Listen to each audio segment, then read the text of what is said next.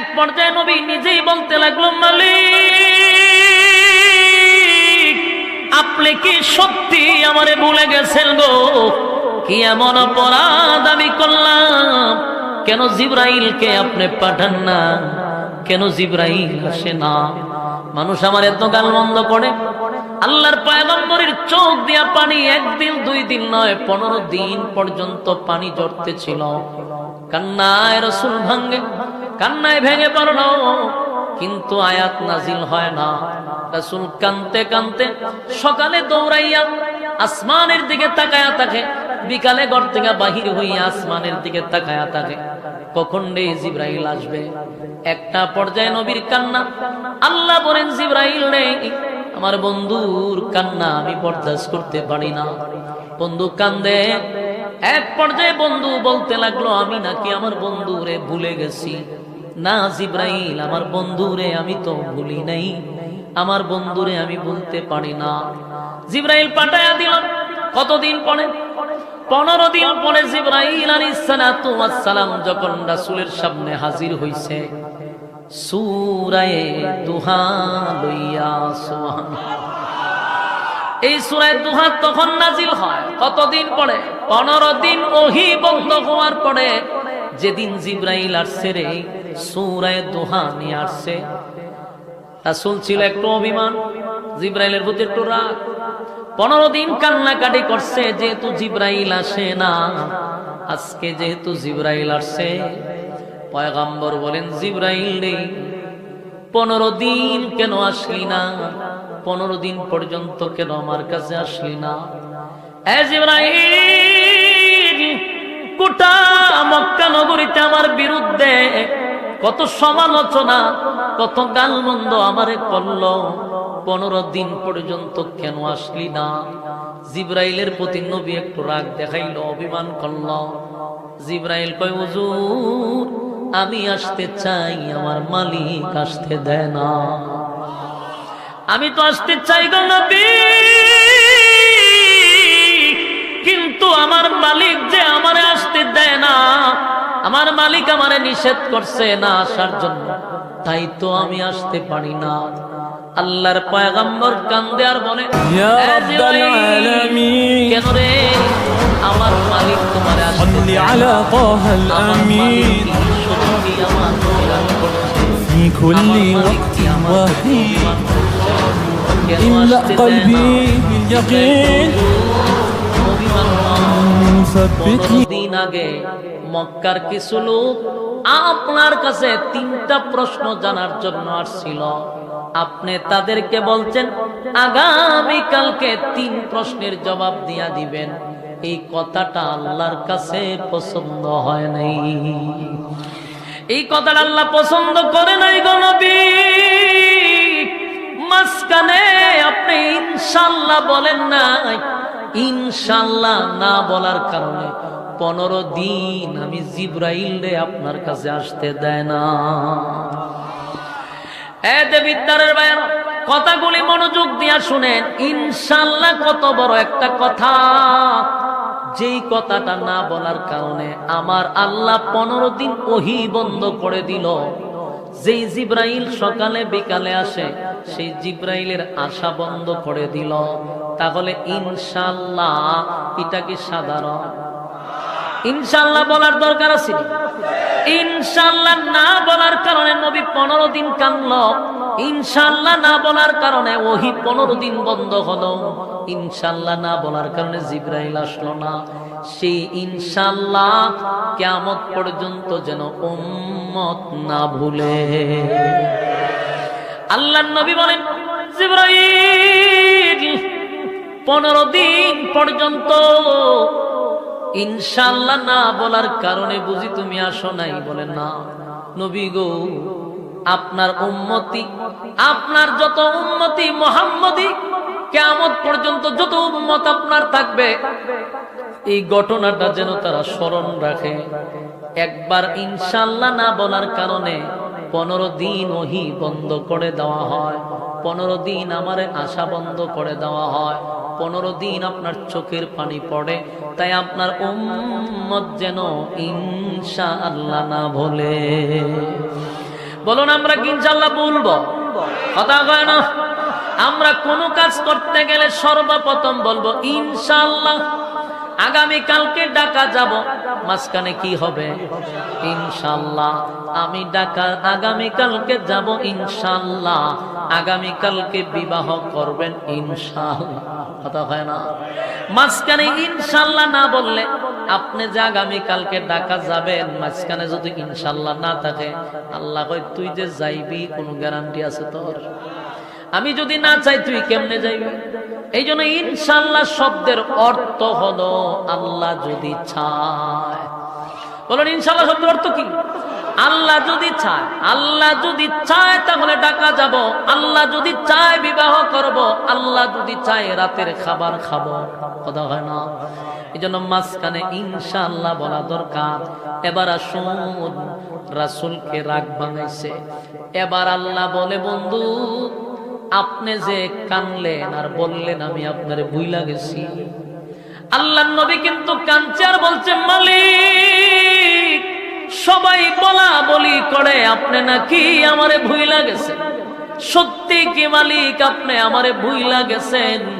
আল্লাহ তখন সূরা দুহা নাজিল করে, দুইটা কসম করে। কয়টা? বলুন কসম কয়টা? এই সূরার শুরুতে দুইটা কসম আছে রে। আল্লাহ তখন দুইটা কসম করে বন্ধুরে সান্ত্বনা দেয়। সূরাটা পুরা সূরাটাই নবীরে খুশি করার লাগি নাজিল করছে। সুবহানাল্লাহ। পুরা সূরা দুহাটা পয়গম্বরকে বন্ধুরে বন্ধু সান্ত্বনা দেওয়ার জন্য, বন্ধুরে বন্ধু খুশি করার জন্য এই সূরা দুহা নাজিল করে আল্লাহ দুইটা কসম করছে। দুইটা কসম। শুরুতেই আল্লাহ বলেন ওয়াদ-দুহা, দিনের আলোর কসম। ওয়াদ-দুহা, দিনের আলোর কসম। চাষতের নামাজের সময় যেই রুদ্রটা উঠে, 12টার আগ পর্যন্ত রুদ্রটা যেই পরিমাণ উঠে, সেই সময়টার কসম করেন আল্লাহ। ওয়াদ-দুহা, দিনের আলোর কসম। দিনের আলোর কসম। এরপর আল্লাহ বলেন ওয়াল-লাইলি ইযা সাজা, আল্লাহ বলেন রাতের অন্ধকারের কসম। যেই সময়ে রাত্রিটা নিঝুম হয়ে যায় সেই সময়ের কসম। ওয়াল-লাইলি ইযা সাজা, রাতের অন্ধকারের কসম। তাহলে এই সূরার দুইটা কসম, একটা হলো দিনের আলোর কসম, আরেকটা হলো রাতের অন্ধকারের কসম। কিন্তু আমি আরো দুইটা ব্যাখ্যা পাইছি। তাফসীর কারকরা বলেন আল্লাহ ওয়াদ-দুহার আরেকটা অর্থ এখানে উঠান। আরেকটা অর্থ হলো ওয়াদ-দুহা, নবীর সুন্দর চেহারার কসম। সুবহানাল্লাহ। আল্লাহ কয় ওয়াদ-দুহা দিয়া আরেকটা ব্যাখ্যা হলো আপনার সুন্দর উজ্জ্বল চেহারার কসম। নবীর চেহারা কত সুন্দর, যেই নবীর চেহারা নিয়ে আল্লাহ কসম করছে। সুবহান। আমার নবীর চেহারা কত সুন্দর।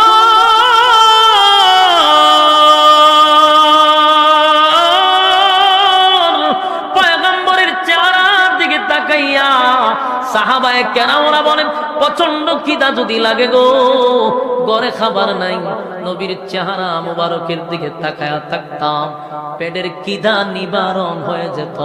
জোরে কোন সুবহান। সেই চেহারার কসম করছে আল্লাহ। ওয়াদ-দুহা, আপনার সুন্দর চেহারার কসম। ওয়াল-লাইলি ইযা সাজা, এটার আরেকটা ব্যাখ্যা হলো আপনার কালো চুলের কসম। নবীর চুল ছিল কালো, আর চুলগুলো এত সুন্দর ছিল যে আল্লাহ নিজেই চুলের কসম করছে রে, চুলের কসম করছে। আল্লাহ কয় ওয়াল-লাইলি ইযা সাজা, আপনার কালো চুলের কসম। তাহলে আমরা সূরার শুরুতে দুইটা কসম পাইলাম। আল্লাহ কয় রাতের অন্ধকারের কসম, দিনের আলোর কসম, সুন্দর চেহারার কসম, কালো চুলের কসম। দুইটা কসম করে আল্লাহ পরের আয়াতে বলেন মা ওয়াদ্দাআকা রাব্বুকা ওয়া মা ক্বালা। আল্লাহ দুইটা কসম করে বলে হাবিব না, আপনার রব আপনারে ভুলে নাই, আপনার রব আপনারে ভুলে নাই, ভুলে নাই, ভুলে নাই, ভুলে নাই। আপনার রব আপনাকে আগে যেই ভালোবাসছে, এখনো বাসে, ভবিষ্যতও বাসবে। মা ওয়াদ্দাআকা রাব্বুকা ওয়া মা ক্বালা।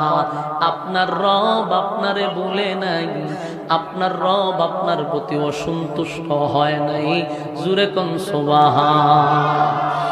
আল্লাহ রাব্বুল আলামিন বন্ধুরে খুশি করতেছে, ভালো করে কথাগুলি একটু দিলের কান লাগায় শুনেন। বন্ধুরে বন্ধু কেমন ভাবে খুশি করে, অভিমান কেমনে ভাঙায়, একটু দিলের কান লাগা। এই কথা না বলে, এই কথা না বলে। আল্লাহ বলেন মা ওয়াদ্দাকা রাব্বুকা ওয়া মা ক্বালা। আপনার রব আপনারে ভুলে নাই। এরপর আল্লাহ বলেন ওয়ালাল আখিরাতু খায়রুল লাকা মিনাল উলা। আল্লাহ বলেন আপনাকে আমি যা দিছি, আপনাকে আমি যা দিছি এটা কিছুই না পয়গম্বর। পরবর্তী যুগের জন্য আপনাকে আমি যা দিব, এখনের চেয়ে হাজার হাজার হাজার গুণ বেশি দিব। বন্ধু আপনি বলছেন আমি আপনাকে ভুইলা গেছি। না বন্ধু না, আপনারে বলি নাই। ওয়ালাল আখিরাতু খায়রুল লাকা মিনাল উলা। দুনিয়া আপনাকে আমি যা দিছি কিছুই না, এর থেকে হাজার কোটি গুণ বেশি আপনার জন্য পরকালে বরাদ্দ রাখছি। সুবহানাল্লাহ। ওয়ালাল আখিরাতু খায়রুল লাকা মিনাল উলা। এরপরে আল্লাহ বলেন বন্ধু আমি আপনাকে অচিরেই খুশি করব। ওয়ালা সাউফা ইউতিকা রাব্বুকা ফাতারদা। এই আয়াত আল্লাহ বলেন ওয়ালা সাউফা ইউতিকা রাব্বুকা ফাতারদা। রব্বে কারীম বলেন বন্ধু আপনার রব আপনাকে শীঘ্রই শীঘ্রই শীঘ্রই খুশি করবে। সুবহানাল্লাহ। কেন এই কথা বললেন? ওয়ালা সাউফা ইউতিকা রাব্বুকা ফাতারদা। সাল্লি আলা তাআল আমিন। এর ব্যাখ্যা তাফসীর কারণটা বলেন আল্লাহ ওয়ালা সাউফা ইউতিকা রাব্বুকা ফাতারদা। এই আয়াতের ব্যাখ্যা করছে হয়তোবা রাসূলকে মক্কা বিজয়ের ইঙ্গিত করছে আল্লাহ, হয়তোবা রাসূলকে আরশে আজিমের মেহমান বানাবে এটার ইঙ্গিত করছে আল্লাহ, হয়তোবা আল্লাহর পয়গম্বর আল্লাহর কাছে অনেক কিছু দাবি করছিল উম্মতের জন্য, সেই দাবিগুলা হয়তো আল্লাহ পূরণ করছে। এই জন্যই আল্লাহ বলেন ওয়ালা সাউফা ইউতিকা রাব্বুকা ফাতারদা। আপনার রব আপনাকে শীঘ্রই খুশি করবে, শীঘ্রই খুশি করবে। যুবক ভাইরা আল্লাহর নবী আল্লাহর কাছে একবার দরখাস্ত করছিল।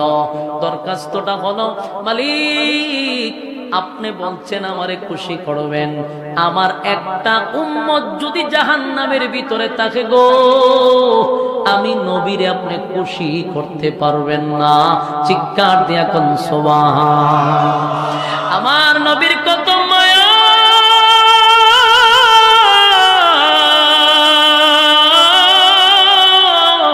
উম্মতের প্রতি নবীর কত মায়া রে। আল্লাহর কাছে দরখাস্ত করে মালিক রে কেমনে খুশি করবেন, আমার একটা গুনাহগার যদি জাহান্নামের ভিতরে থাকে ওয়াদা দিলাম আমি নবীর আপনি খুশি করতে পারবেন না। হয়তোবা আমার আল্লাহ এই জন্যই আয়াতটা নাজিল করে বলেন ওয়ালা সাউফা ইউতিকা রাব্বুকা ফাতারদা। আপনার রব আপনাকে শীঘ্রই খুশি করবে, শীঘ্রই খুশি করবে। এ যুবক ভাইরা এরপর আল্লাহ বলেন আলাম ইয়াজিদকা ইয়াতীমান ফাআওয়া। এরপর আল্লাহ বলেন আপনাকে আমি ইতিম অবস্থায় পেয়েছিলাম। আল্লাহ বন্ধুরে বুঝাইতেছে, এই যে বন্ধু অভিমান করছে যে আপনি আমার ভুলে গেছেন, একের পর এক আল্লাহ জবাব দিতেছে। আল্লাহ বলেন আলাম ইয়াজিদকা ইয়াতীমান ফাআওয়া। আপনি কি ইতিম অবস্থায় ছিলেন না?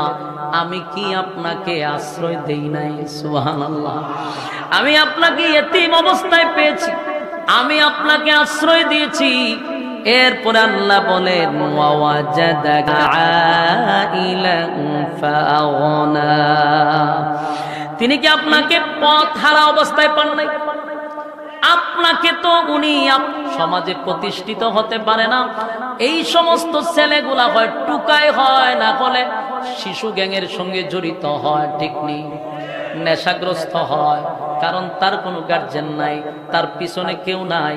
আল্লাহ হয় আপনিও তো এতিম ছিলেন, কেউ নাই, আপনার বাবা নাই, দাদা নাই, আত্মীয় স্বজন আপনার কাছে ছিল না।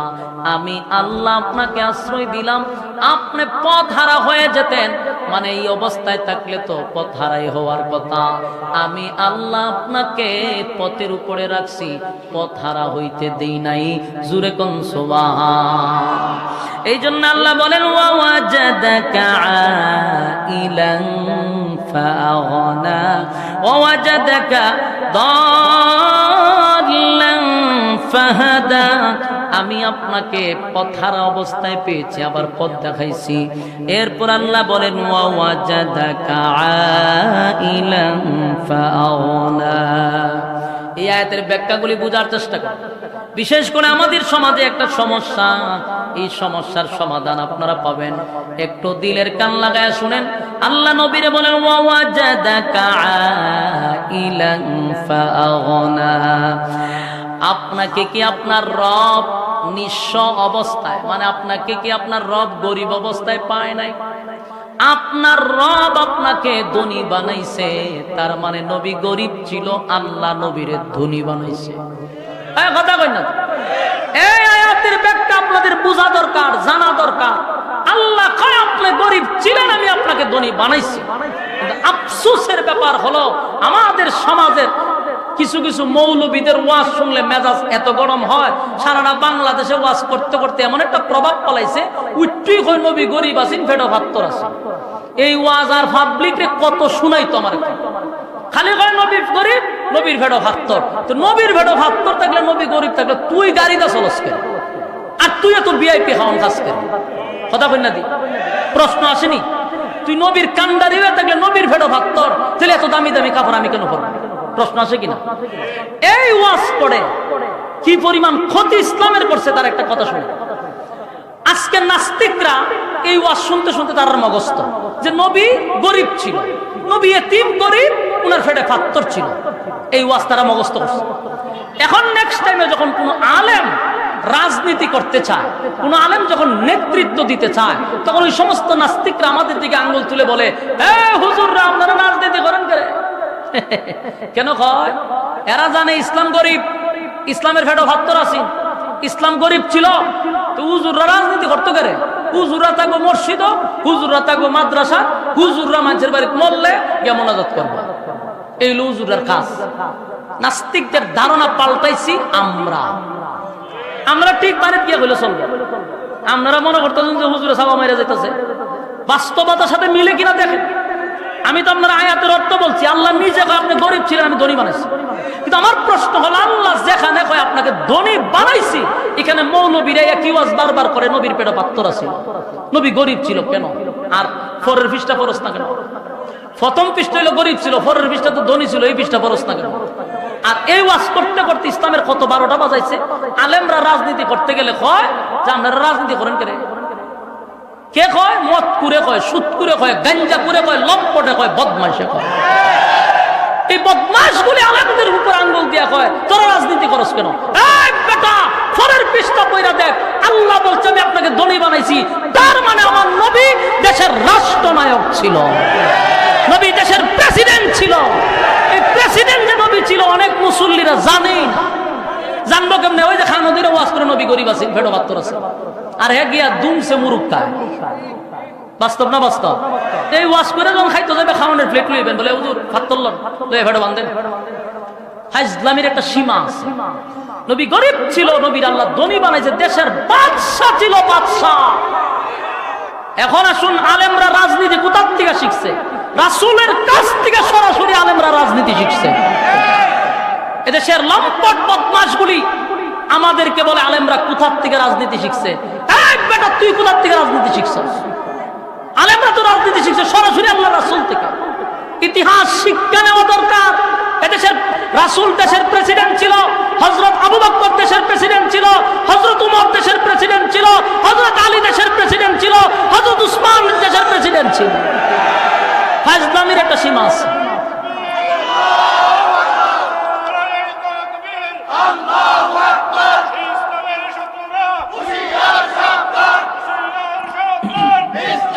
সম্মানিত সুধী, এখন প্রশ্ন হইল, এই ওয়াজ এতদিন শুনছেন, এটাও ঠিক আছে, ফেলে পাথর বাঁধছে সত্য, কিন্তু এর পরের বিষটা জান, এরপরে আল্লাহ কইছে আপনাকে ধনী বানাইছি। রাসূল ছিল দুনু জাহানের বাদশা। বলুন রাসূল কি ছিল? দুনু জাহানের বাদশা, নবী দুনিয়ার বাদশা, পরকালের বাদশা, দেশের প্রেসিডেন্ট ছিল। রাসূল যদি এই যুগে থাকতো তাহলে পৃথিবীর সবচেয়ে দামি গাড়ি রাসূল চালাইতো। এরকম মন মানসিকতা নিজের মধ্যে তৈরি করেন। আর কত ইসলামদারের মানুষের কাছে নিচে নামাইবেন, আর কত নামাইবেন? আজকে একটা ইঞ্জিনিয়ারের ছেলে মাদ্রাসায় পড়তে দেয় না, ডাক্তারের ছেলে মাদ্রাসায় পড়তে দেয় না। কেন দেয় না? আমাদের নোংরামির কারণে। আমরা মরে কেনা দৌড়ায় জায়গা একটা কোরআন শরীফ লইয়া, হ্যাঁ বেটা জিন্দা থাকতে পড়ছ না, মরার পরে পড়ছ। যার কোরআন শরীফ তার মাথার দ্বারে পড়তে গেছে, জীবনে কোনোদিন কোরআন শরীফ পড়ছে? তিনি মরার পরে পরে কিতা করতে? কোরআন শরীফ পড়তে হইব জিন্দা থাকতে, পরে মরার পরে। ইসলাম তারে ভিখারি বানায়া দিছে কিছু লেবাসদারি মৌলবীরা। এগুলো বললে তো আপনার কষ্ট লাগবে। কষ্ট লাগলে কি তা? আমার যেটা সত্য কথা বলতে হবে। আমার ধারণা হলো প্রত্যেকটা আলেমের একটা করে বাড়ি, একটা করে গাড়ি, শান শৌকতে থাকা দরকার। আজকে আমাদের কারণে আজকে ডাক্তারের ছেলে মাদ্রাসা দেয় না কেন? কই দিয়া খিতা করতাম, হে তো মাদ্রাসার কইরা চিন্তা করবো কোন বেড়া মরবো। এই চিন্তা মাথার থেকে বাহির করতে হবে। আলেম শুধু মসজিদ নয়, আলেমের পার্লামেন্ট পর্যন্ত যাবার যোগ্যতা আছে। মন মানসিকতা তৈরি করতে হবে। আমাদের মধ্যে গুতাগুতি বাদ দিতে হবে। হিংসায় ডিব্বা বৈরাত রাখছে। আরে বাপরে বেটা, পাবলিকের মনের মধ্যে এত হিংসা নাই, টুফিওয়ালার ভিতরে যেই পরিমাণ হিংসা। বেটা তোর ভিতর থেকে হিংসা দূর কর। হিংসার কারণে আজকে আমরা এক প্ল্যাটফর্মে হতে পারি না, এক প্ল্যাটফর্মে একত্রিত হতে পারি না, শুধু হিংসার কারণে। আর না হয় আজকে বাংলাদেশে কোনো দল থাকলো নয়, বাংলাদেশের জামাত ইসলাম যদি এক হয়ে যেত, আমাদের খেলাফত এক হইতো, ইসলামী আন্দোলন এক হইতো, সব টুফিওয়ালা যদি এক প্ল্যাটফর্মে আসতো, আল্লাহর কসম এদেশে আর কোনো দল আমি মনে করি না। কিন্তু হয় না কেন? গুতাগুতি। একটাই আর একটা ছায়ার উপরে পারা যায়। এক মসজিদের ইমাম আর এক মসজিদের ইমাম সামনে সহ্য করতে পারে, এক বক্তা আর এক বক্তারে সহ্য করতে পারবে। আরে ভাই গুতাগুতি বাদ দেন, আমরা একটা প্ল্যাটফর্মে আসতে হবে। আমরা যদি হাতে হাত মিলাই, এর চেয়ে শক্তি আর কোনো দল নাই। বাংলাদেশে যেই পরিমাণ টুফিওয়ালা যদি এক হয়, হেরাও বুঝে যে এইটার এক করণ দেওয়া যেত, এক হইলে বিপদ। বাস্তব না বাস্তব? আমি যেই কথাটা আপনারা বলতেছিলাম, এটা হলো রাসূল গরিব ছিল, রাসূলের পেটে পাথর ছিল, কথা তো সত্য। কিন্তু পরের পৃষ্ঠায় আল্লাহ বলেন আমি আপনাকে ধনী বানাইছি। আপনি দেশের বাদশাহ, রাসূল দেশের রাষ্ট্রনায়ক ছিল। সেই ওয়াজ যদি বেশি বেশি চলতো, নাস্তিকরা বলতো যে হুজুর রাজনীতি হয়েছে কোত্থেকে? এরাও জানতো যারে এরা তো রাসূল ছিল দেশের প্রেসিডেন্ট, এই জন্য তো এরা রাজনীতি করতে চায়। এই মাথার থেকে এটা অলরেডি সরাই দিছে, মাথার ভিতরে ঢুকাইছে ইসলাম গরিব। আল্লাহ আমাদের হেফাজত করুক। কথায় কি রাগ করতেছেন? রাগ করলে কি করতাম বলছেন আমি? আল্লাহ বলেন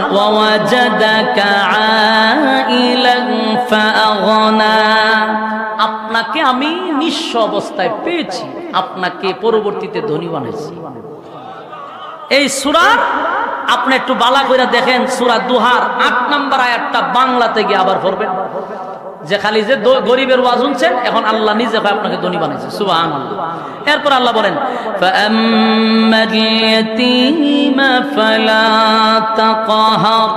কাজী আপনি এতিমের প্রতি কঠোর হইয়েন না। আল্লাহ তার বন্ধুরে কি কয়? এক যুবক পয়গম্বর আসমানের দিকে তাকাইয়া যে আল্লাহকে বলছিল, মালিক আপনি কি আমারে ভুইলা গেছেন? আল্লাহ কিন্তু এরপরই কথাগুলি বলতেছে, একটা দুইটা ন, দুইটা কসম করে আল্লাহ বন্ধুরে সান্ত্বনা দেয়, রে বন্ধু আমি কিন্তু আপনারে ভুলি নাই। আপনি এতিম ছিলেন, আমি আপনার আশ্রয় দিছি। আপনি পথ হারা হয়ে যেতেন, আমি আপনাকে পথ দেখাইছি। বন্ধু আপনি নিঃস্ব ছিলেন, আপনাকে ধনী বানাইছি। তখনই বলি নাই, আর এখন বুঝি বলুন কেমনে গো? আপনি বললেন আমি আপনাকে ভুলে গেছি, আপনার পিছু আমি তখনই ছাড়ি নাই, আর এখন বুঝি ছেড়ে দিব? না, আমি আপনাকে ভুলি নাই, আমি আপনাকে বলতে পারি না। সুবহানাল্লাহ। বন্ধু রে বন্ধু, সান্ত্বনা দেয়। আল্লাহ বলেন বন্ধু আমি আপনাকে ভুলি নাই, ভুলতে পারি না, তাই তো আপনাকে পিছনের কথাগুলি স্মরণ করাইয়া দিলাম। আপনাকে আমি নিঃস্ব অবস্থায় পেয়েছি, আপনাকে এতিম অবস্থায় পেয়েছি, আপনাকে গরিব অবস্থায় পেয়েছি, আমি ধনী বানাইছি। এরপর আল্লাহ বলেন তাই কাজেই আপনি কোন সময় এতিমের প্রতি কঠোর হইয়েন না। ফাআম্মাল ইয়াতীমা ফালা তাকহার। পয়গম্বরকে আল্লাহ বলেন আপনি এতিমের প্রতি কঠোর হইয়েন না। এই ওয়াজ কি খালি নবীরই করছে? কথা কয় না, না কিয়ামত পর্যন্ত সমস্ত উম্মতি মুহাম্মদীর জন্য এই ওয়াজ। কথা কয় না, আমাদেরকে ওয়াজ করা হইল আমরা যেন নেক্সট টাইমে কোনো এতিমের প্রতি কঠোর না হই। যাদের মা নাই বাবা নাই, আল্লাহর নবী বলেন এতিমদেরকে যারা মহব্বত করবে, এতিমের মাথায় যারা হাত বোলায়া দিবে, এতিমের পাশে যারা দাঁড়াবে, ওয়াদা দিলাম কিয়ামতের ময়দানে জান্নাতের ভিতরে ওই বান্দা আমার সঙ্গে জান্নাতে থাকবে। এতিমদের উপরে জুলুম করা যাবে না। কথা বলেন না, এতিমের প্রতি কি করা যাবে না? জুলুম করা যাবে না। এতিমের মাল মাইরা খাওয়া যাবে না। আপনার ভাই মারা গেছে, বাতিজারা এতিম, আপনি সুযোগ বুঝার নিজের নামে সম্পত্তি লিখে লই গেছেন, এরকম দুর্নীতি করা যাবে না। এতিমের প্রতি যারা এরকম আচরণ করবে, তসবিহ আপনারে বাঁচাইতে পারত না, নামাজেও বাঁচাইতে পারত না। সারাদিন তসবিহ সুবহানাল্লাহ সুবহানাল্লাহ সুবহানাল্লাহ, এটা বক্কর চক্কর বন্ডামি, এটা শেষ। কথা হয় না, সারাদিন তসবিহ আপনি সুবহানাল্লাহ পড়তেছেন, আর হ্যাঁ মাদা মানুষের পকেটের টাকা টাইনা মাইরা খাইতেছেন, এতিমের মাল খাইতেছেন, জুলুম করে খাইতেছেন, বিচারের নামে অবিচার করে খাইতেছেন। এই তসবিহ আপনারে বাঁচাইব? এটা যে বন্ডামি, এটা মানুষও বুঝে। তোমার তসবিহ পড়ার যদি দরকার থাকে, তোমার পকেটে ঢুকা মানুষে দেখতো কেটে, তোমার যদি মানুষের দেখায় দেখায় সুবহানাল্লাহ বলো, সুবহানাল্লাহ সুবহানাল্লাহ সুবহানাল্লাহ, এটা কি তা? এটা তো বন্ডামি। এই তসবির মধ্যে কি আছে? ভন্ডামি আছে। এই জন্য আল্লাহ বলেন ওয়ালাম নাকুনু তুইমুল মিসকিন।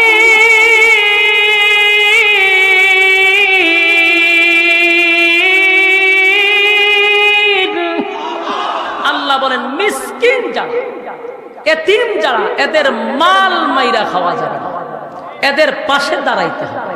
ইয়াদ থাকবো না আপনারা?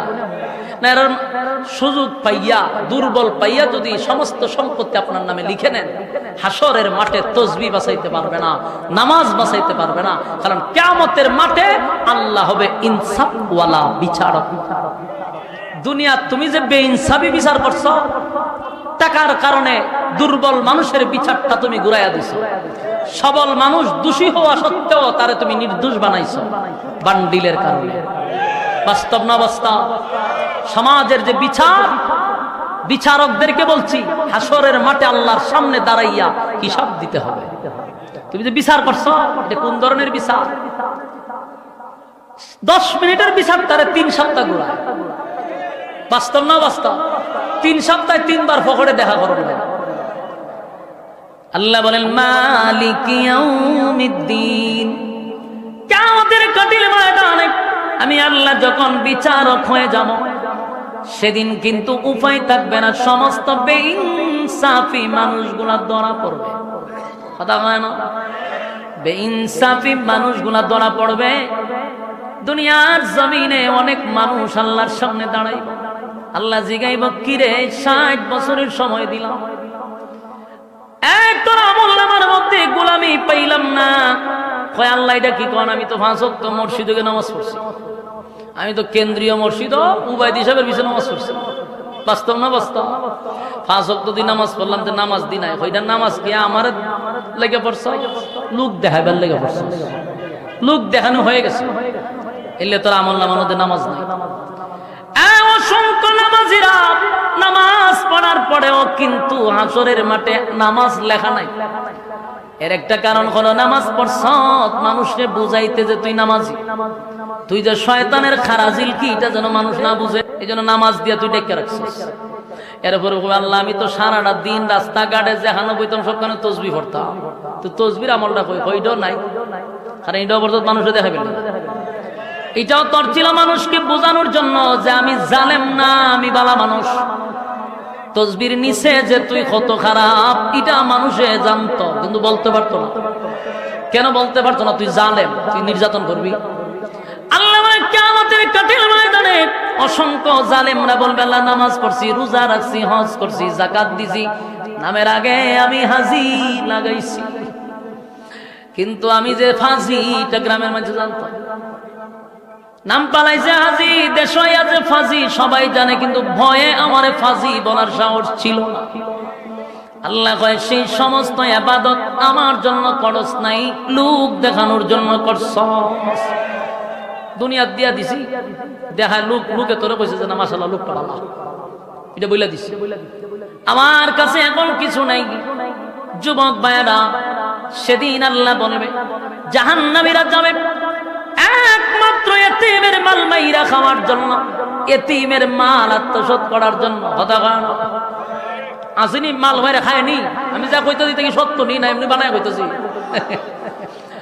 আল্লাহর কসম, কোরআনের আয়াত, ওয়ালাম নাকুনু নুতঈমুল মিসকিন।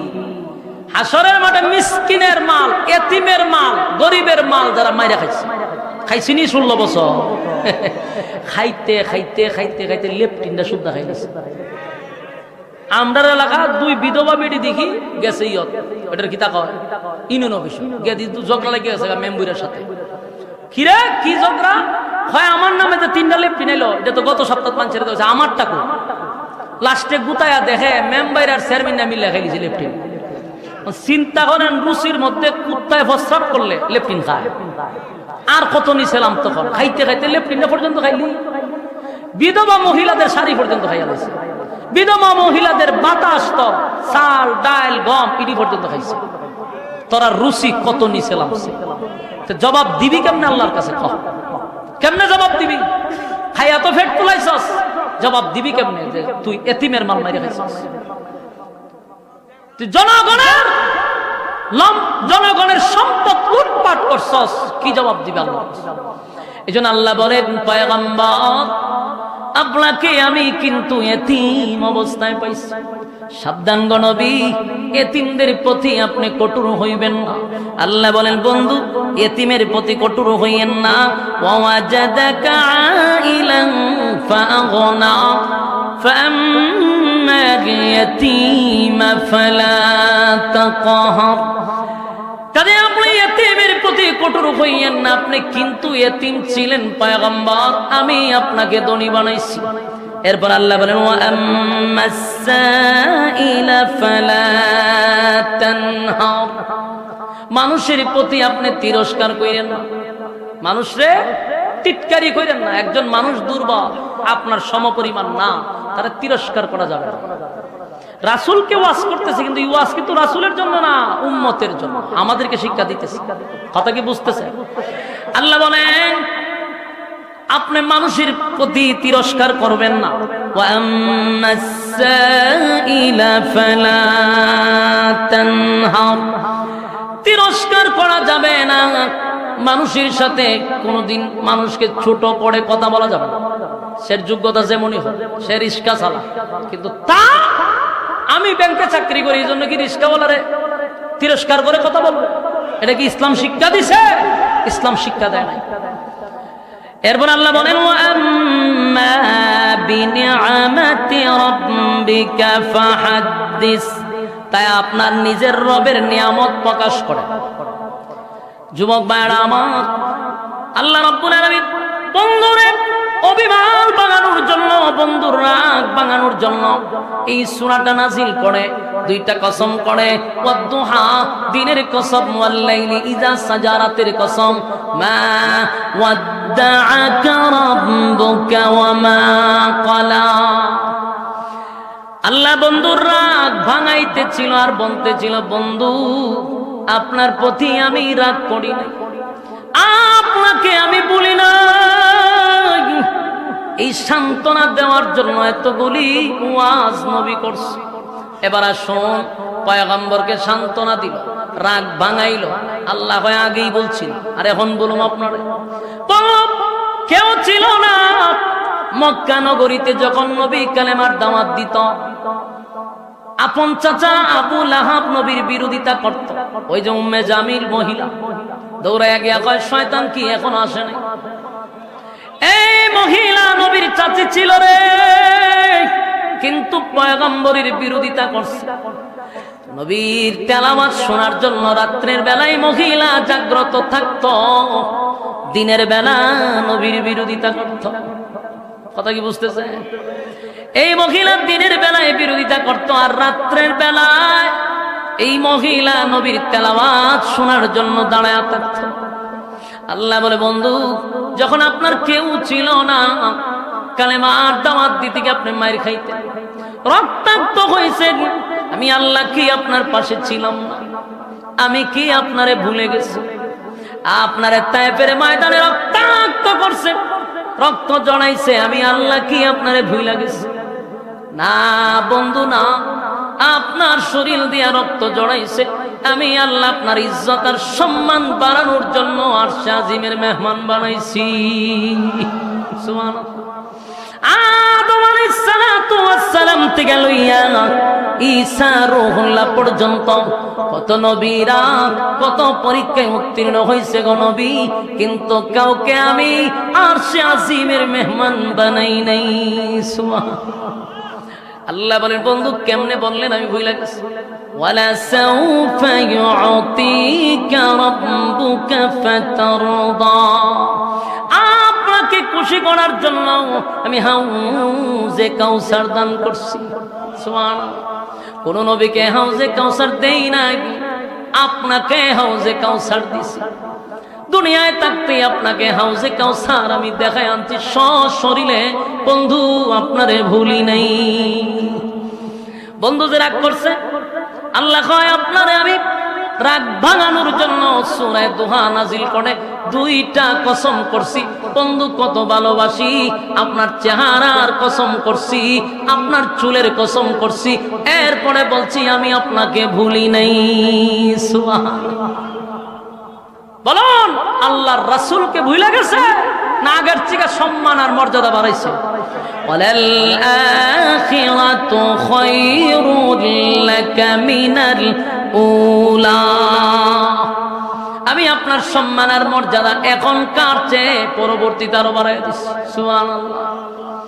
আল্লাহ রাব্বুল আলামিন এই সূরা নাজিল করার অনেকগুলা কারণের মধ্যে একটা কারণ উল্লেখ করে, আমি আপনাদেরকে যতটুকু সময় পাইছি এতটুকু বোঝানোর চেষ্টা করছি।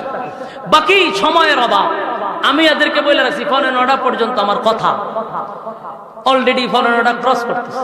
আর আমি আশ্চর্য হইলাম যে আপনারা যাই হোক এখন মৌমাছির মতো মনোযোগ সহকারে কথাগুলি শ্রবণ করতেছিলেন। আলহামদুলিল্লাহ। প্রথম দিক দিয়ে মনোযোগ না থাকলেও আপনাদের মনোযোগই বাড়ছে। আপনারা আরামের ঘুম হারাম করে ব্যবসা বাণিজ্য বন্ধ করে এখানে বসছেন গিচ্ছা শোনার জন্য, কাল্পনিক গল্প শোনার জন্য। তাহলে কথাগুলি দিলের কান লাগায়া শ্রবণ করতে হবে ইনশাআল্লাহ। সূরা দোহা নাজিল হয়েছে মক্কাতুল মুকাররমায়। নাজিল হওয়ার অনেকগুলো কারণ আমি পেয়েছি, যেগুলাকে তাফসীরের ভাষায় বলে শানে নজুল। এর অনেকগুলো শানে নজুল আছে।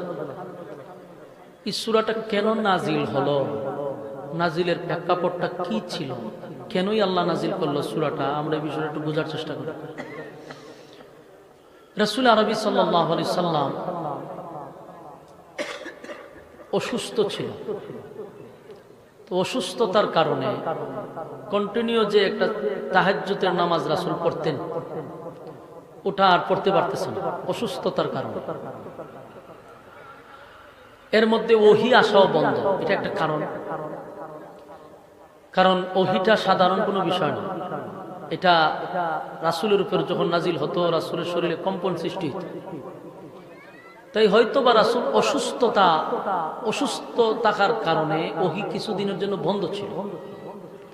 তো কন্টিনিউ তাহাজ্জুদে রাসূল উঠতে পারতেন না। তো তাহাজ্জুদের নামাজে রাসূল উঠতেন তখন কিন্তু তেলাওয়াত করতেন। আর এই তেলাওয়াত শোনার জন্য অনেক বেঈমানরা রাত জাগ্রত থাকতো, রাতে জায়গা থাকতো রাসূলের তেলাওয়াত শোনার জন্য। সুবহানাল্লাহ। আপনারা কোনা না কোনটা লাগাইতে একটু খেয়ে লইবেন। আমি তো আপনাদের পরিচিত, ঠিক না? দেবীদের তো আমি থেকে গেছি, তো আমি তো নতুন কেউ না, বাসার তো মনে বুঝেন। যদিও মাঝে মধ্যে বাইপাসে কিছু হবিগঞ্জে বাসা আসে, চাইলে তো শুদ্ধ করে বলতে পারবো না, এটা আমার আঞ্চলিকতা চলে আসে। তো বুঝেন যেহেতু আমার সাথে আওয়াজ দিন, হ্যাঁ না বললে আমি বুঝি যে বাসা বুঝতেছি। আর আপনি আর একটু কমান, কয়বার কমান, সাউন্ডারে মিষ্টি করেন, একদম সফট।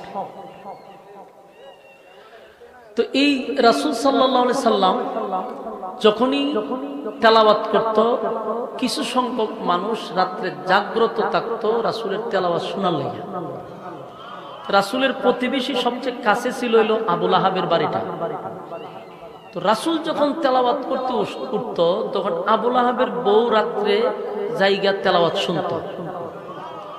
রাসূল তো অসুস্থ, তেলাওয়াতও করতে পারতেছে না, এই মহিলা শুনতেও পারতেছে না। তার একটা মানে এখানে একটা রাগ, একটা ক্ষোভ যে আমি রাত্রে জাগ্রত থাকি, তার তেলাওয়াত শুনতে পারি না। কিন্তু দিনের বেলা আবার রাসূলের বিরোধিতাও করে। 3-4 দিন যখন চলে গেছে, একদিন রাসূলের কাছে গিয়ে কিও মুহাম্মদ, তুমি আগের মতো এখন আর তেলাওয়াত করো না, ঘটনা কি? তোমার কাছে যে একটা শয়তান আসতো, এটা আসে না? আপনারা কি নাউজুবিল্লাহ বাড়ি গিয়ে হইবে? আমি আপনারা লক্ষণ বালা দেখতেছি। রাসূলকে বলছে যে আপনার কাছে যে একটা শয়তান আসতো, এটা কি আসে না? তার মানে জিবরাইলকে বলছে। এই মহিলা কিন্তু বেয়াদব মহিলা, খুব খারাপ মহিলা। আবু লাহাবের বউ মানে রাসূলের আপন চাচী, সে রাসূলের প্রতি খুব জারতেছে, অথচ রাসূল অসুস্থ, এই কারণে উঠতে পারে না।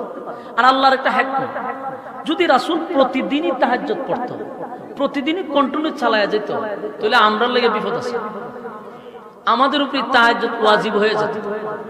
এজন্য আল্লাহ মাঝখানে রাসূলের গ্যাপ দিছে। যদি গ্যাপ না দিত,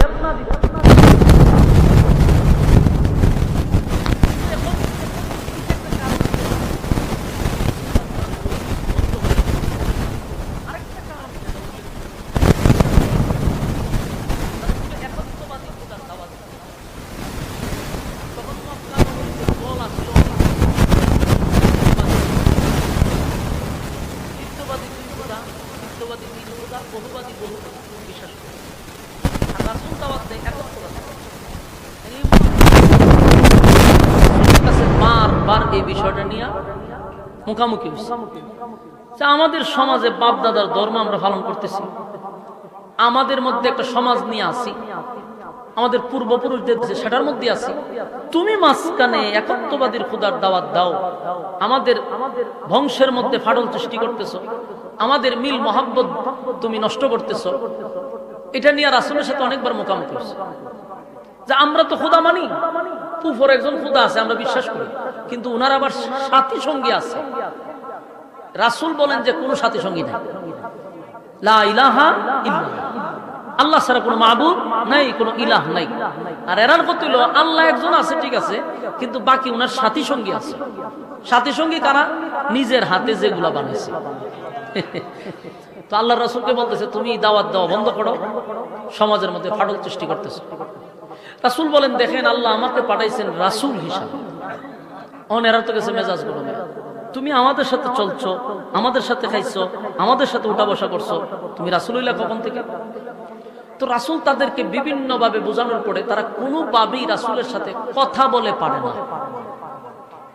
এই ফুলা মান্ডিরে কথা বলাই দিন, বন্ধ করো ভাই, মনোযোগ দিয়ে শুনেন। আল্লাহর কসম একটা কথা আমি আমার মন গড়া বলবো না, কোরআন থেকে কথা বলতেছি, আপনার আগে মনোযোগ দিয়ে ভূমিকাটা বুঝতে হবে, তাহলে আলোচনা বুঝবেন, নাহলে বুঝতেন না।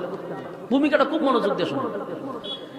এরা যখন রাসূলের সাথে কয়েকবার মুখোমুখি হয়েছে, কিন্তু রাসূলের সাথে কথা বলে পারে না, তারা কোনো না কোনো জায়গায় আটকা পড়ে যায়। শেষে মক্কার মানুষরা নিজেরাই বলতে লাগলো যে শুনো, আব্দুল্লাহর পুত্র মুহাম্মদের সাথে কথা বলতে গেলে আমাদের আসমানি এলেমের যোগ্যতা লাগবে, দুনিয়াবি এলেম দিয়ে তার সাথে মোকাবেলা করার মতো আমাদের যোগ্যতা নাই। তার সাথে কথা বলতে গেলে কি লাগবে? আসমানি এলেম লাগবে, কারণ তার কাছে যে ওহী, তার কাছে যে এলেম আছে, এটা হলো আসমানি এলেম। তাদের মধ্যে যারা পণ্ডিত, তাদের মধ্যে যারা তাওরাতের আলেম, এরা কিন্তু এই বক্তব্যটা দিচ্ছে। এরা বুঝতে পারছে যে তার সাথে যে আমরা কথা বলি আমরা তো পারি না, আমরা তো আটকা পড়ে যাই।